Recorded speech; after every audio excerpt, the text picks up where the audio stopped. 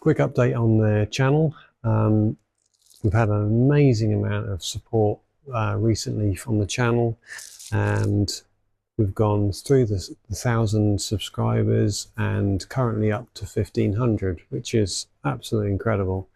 I'm hugely grateful to everybody with their support, not only just with subscribing to the channel, the likes, but also the comments, and a huge amount of positive feedback on the pieces I'm making, but also in the style of the narration and how the work comes across. So that's really good encouragement, and as I say, I'm very grateful for that.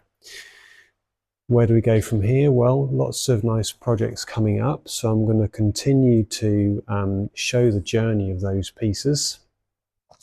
But also I'd like to dive a bit deeper into certain subjects. So one is going to be the finishes that I use, and I tend to strongly favour natural finishes, so I might go into why I use particular kinds.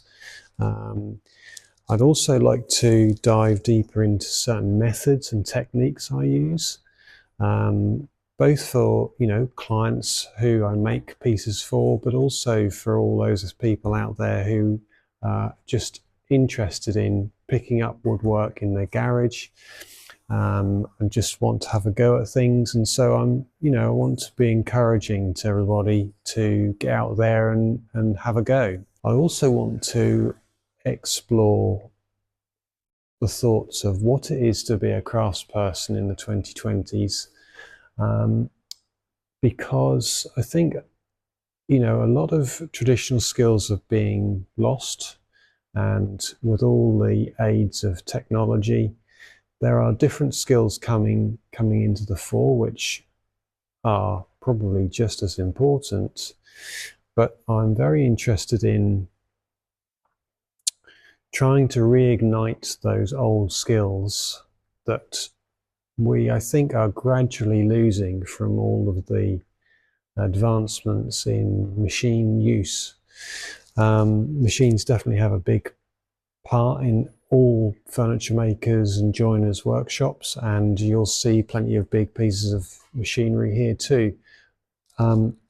But you'll also see the hand tool side of things, and that's an area that I really want to keep alive for my own personal enjoyment, as well as keeping up the skills, but also to be able to pass those skills on to others, whether that's younger generation coming through or people in their little units or workshops or garages where they just want to have a go at making something.